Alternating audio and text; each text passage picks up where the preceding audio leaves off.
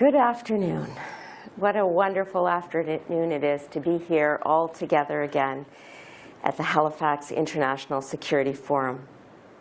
General Eyre, Deputy Minister Matthews, NATO counterparts, ministers who have come from far and wide, distinguished delegates, friends, allies, partners. Welcome to Canada. Welcome to Halifax. I acknowledge that we are gathered on the ancestral and traditional lands of the Mi'kmaq people. Today and every day, we reaffirm our commitment to meaningful reconciliation with Indigenous peoples. I am really delighted to be back at the forum this year, once again. How many of you have been to this forum before? It's just wonderful to see people coming back and back again. Why? Because this conference, this venue, and the discussions that we will have offer an unparalleled opportunity for the world's democracies to connect with decision makers, military leaders, and industry partners from around the world.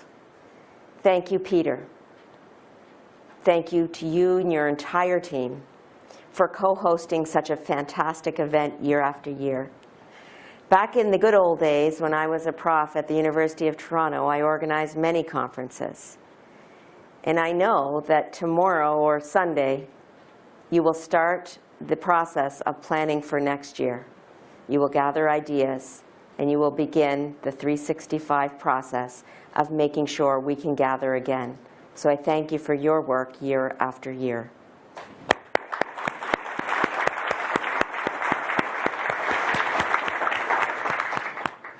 On a more personal note, as Peter implied, we are just 60 minutes now with the new and improved 101 from where I was born and where I grew up in Kentville, Nova Scotia. So if you have time after the forum is over, be sure to head north to Kentville and tell them Anita sent you. Nova Scotia is a special place. And not just for me, but for our entire country. It's full of talented, smart people who love this country and who stand with our armed forces. Earlier today, I announced that Canada is proposing the Halifax Regional Municipality to host the North American Regional Office of DIANA, NATO's Defense Innovation Accelerator for the North Atlantic. The objective of DIANA is to facilitate cooperation between military operators and the alliance's best and brightest startups, scientific researchers, technology companies to solve critical allied defense and security problems. I thank Admiral Bauer for being with us on the jetty this morning and for your remarks. With more than 300 entrepreneurial science and technology startups, Canadian Forces Base Halifax, Defence Research and Development Canada, and 7 universities, the Regional Municipality of Halifax is a natural host for DIANA. Now, a lot has changed since last year's forum, and I am loath to state the obvious. But I will say that our conversations this weekend take on a new sense of urgency. No matter how you look at it, our world is growing darker. From the ashes of the Second World War emerged a rules-based international order which has underpinned global security and prosperity for nearly 80 years. And that order is based on a set of shared values and principles meant to govern the international order, including respect for national sovereignty and the rule of law. But now emboldened authoritarian regimes are openly challenging the international order in pursuit of their own reckless agenda. Que ce soit la guerre illégale et injustifiée. That is why the unjustified war being waged by Russia in Ukraine, because with the support of China, as well as the non-state actors who are becoming more and more daring. In the meantime, There is the rapid emergence of technologies such as artificial intelligence and robotics, leading to new challenges and new risks, as well as new dilemmas. Also, climate change continues to disturb life in the country and abroad. Has come to an inflection point. Collectively, we face two paths. Do we let the hard-fought gains of the past 80 years slip away and return to a world where might makes right? Or do liberal democracies stand together to preserve the longest stretch of progress, cooperation, and freedom the world has ever known? Path number 2 will require a strong and united effort of like-minded nations. Call it multilateralism for the 21st century. Canada, for its part, is firmly on the side of liberal democracy and international order. The number of Ukrainian flags flying in solidarity in communities across this country makes that abundantly clear. And I hope those of you visiting from abroad get a chance to see these flags. They are on porches, they are flying from vehicles, they are on lapels, and we are all collectively committed to the stability, the sovereignty, and the security of Ukraine.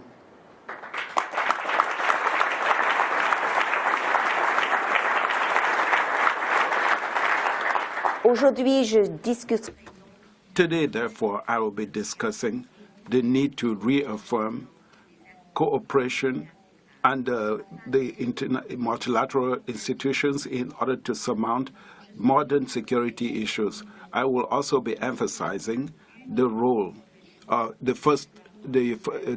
frontline role being played by Canada in the Ukraine, in North America, and the Indo-Pacific region. When Vladimir Putin further invaded Ukraine on February 24th, he made a number of false assumptions. One assumption was that the Russian army would easily override the Ukrainians. He was wrong. The spirit and determination of the Ukrainian people and President Zelensky continue to inspire us all. Ukraine's armed forces are driven, disciplined, and make no mistake, better trained, and they are winning. Another assumption was that the international community would simply look away. Again, Putin misjudged.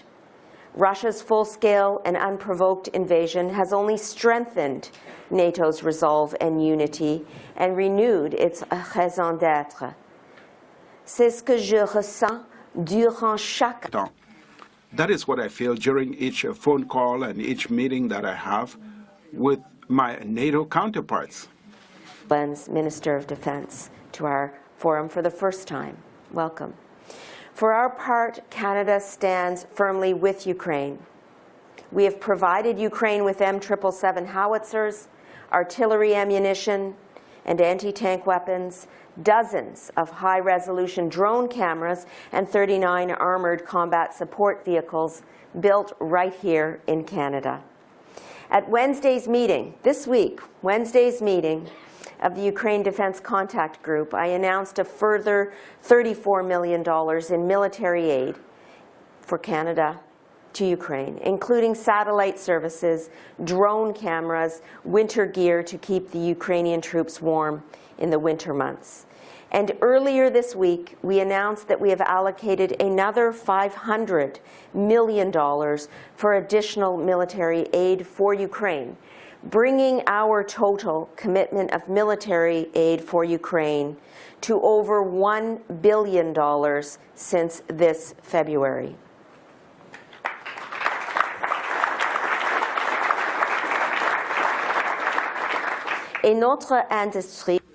And our industry as well is quite significant because it does produce high-quality equipment, and in the future we will continue to work with our partners in the industry to give Ukraine the aid that it needs. We're also training new Ukrainian recruits in the United Kingdom. And as announced this week, this training will continue through the end of 2023 in England. And as I recently announced, Canadian Armed Forces combat engineers are deploying to Poland to train Ukrainian sappers.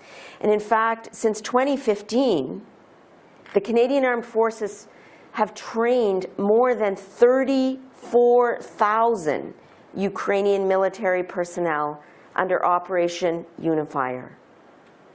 The Communications Security Establishment is working with our Five Eyes partners to share valuable intelligence and cyber threat information with key partners in Ukraine while supporting efforts to counter Russian disinformation. And Canada is taking a leading role in NATO's eastern flank by leading the multinational Enhanced Forward Presence Battle Group in Latvia. I was in Kyiv at the end of January, about 3 weeks before the invasion began, and I met with my good friend and colleague, Minister Resnikov, and other Ukrainian officials. And I also met with Ukrainian citizens. And when they saw the maple leaf on the shoulder of the uniforms of our soldiers, they stopped us on the street. And they told us how much it meant to have Canada's support, not just in 2022, but since 2015 under Operation Unifier. And I told them what I will tell you now, that Canada will continue to stand with the Ukrainian people for however long it takes, period.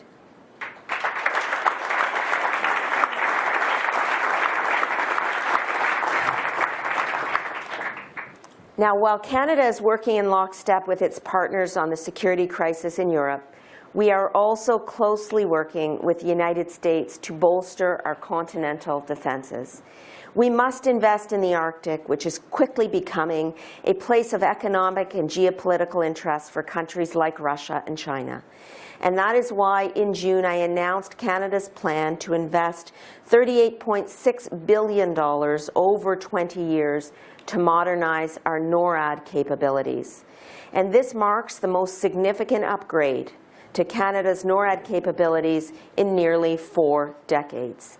Our investment is focused in 5 key areas: enhancing surveillance and modern threat detection, improving command and control, strengthening air defense capabilities, modernizing infrastructure, and research and development.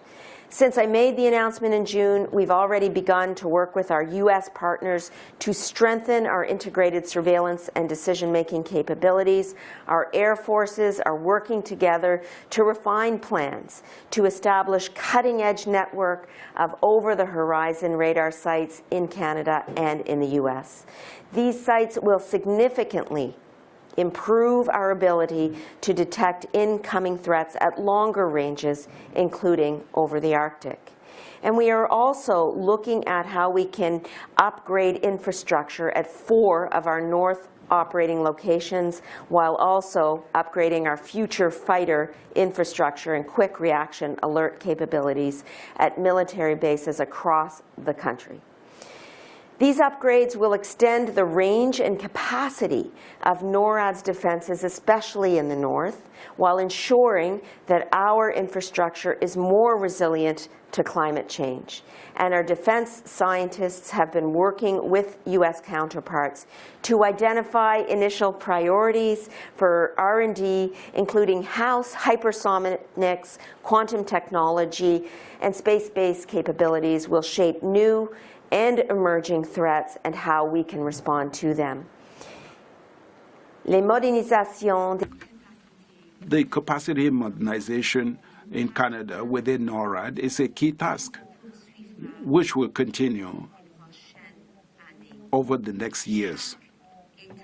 At each step, we will be resolute in working closely with our U.S. partners, as well as with the northern communities, as well as the indigenous people from coast to coast. 60 years, the bottom line is that Canada and the United States have stood shoulder to shoulder to protect our shared continent against evolving air and missile threats, a relationship based on mutual trust, shared values, and a deep friendship.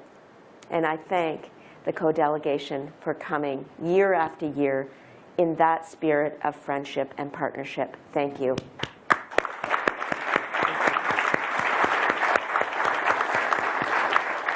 Together, we will continue to meet the threats of today and tomorrow.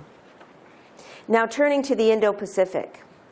The fact is that the Indo-Pacific is at the center of a global shift. It is the fastest growing economic region of the world, responsible for almost 2/3 of global growth over the last several years. Every single issue that will impact global security in the coming decades runs through the Indo-Pacific, from economic growth to democracy, from climate change to human rights, including the rights of women and girls. The region is home to China, a global power that is becoming increasingly assertive as it advances interests and values that continue, frankly, to depart from ours. And Canada will always speak openly when it comes to upholding the values that underpin the rules-based international order. And our approach is shaped by a realistic and a clear-eyed assessment of China's assertive behavior. We will challenge China when we ought to.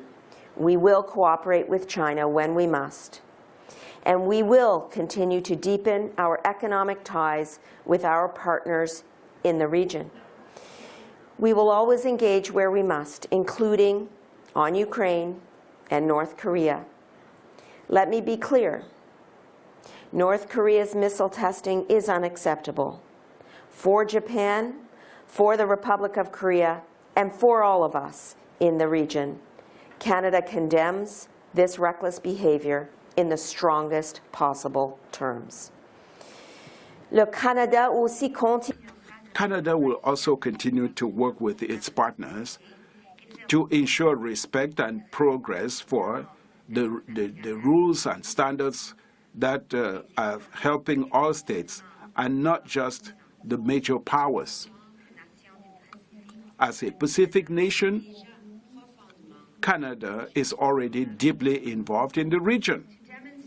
Encourage responsible engagement in the Indo-Pacific, our armed forces are participating in multilateral training exercises with our allies through Operation Projection. And after transiting through the international waters of the Taiwan Strait again this year with our U.S. allies, our frigates have monitored UN Security Council sanctions against North Korea through Operation Neon. We are committed to deepening our engagement in the region over the coming decade, and that is why we will soon be releasing our comprehensive Indo-Pacific strategy. Our strategy will position Canada as a leader in promoting peace and security in the region. And from a defense perspective, we will increase our military presence and enhance our defense and security relationships with partners and allies in the region. We are adding a new national economic security lens on foreign investments in Canada, including in the critical minerals sector, as highlighted recently by Ministers Champagne and Wilkinson. In short, our soon-to-be-released Indo-Pacific strategy will showcase the best that Canada has to offer while making us a force for positive change in the region and in the world. To do all of this, Canada needs a military that can meet tomorrow's challenges. Nous priorisons le We will be prioritizing recruitment and retention and the reconstitution of our armed forces, and we have put in place measures to achieve these goals. We will continue to promote cultural change, which is very important and necessary within our armed forces. And I thank Lieutenant General Carignan for their work. Our government has also begun reviewing and updating our defense policy, Strong, Secure, Engaged. The global security environment has changed so much since it was first released in 2017, and we need to change it. We need to update it. And this defense policy update will ensure that Canada is ready to navigate an increasingly complex and dangerous world. And I thank those of you who are here today for your input on this defense policy update. Now I will wrap up. I'm a student of history.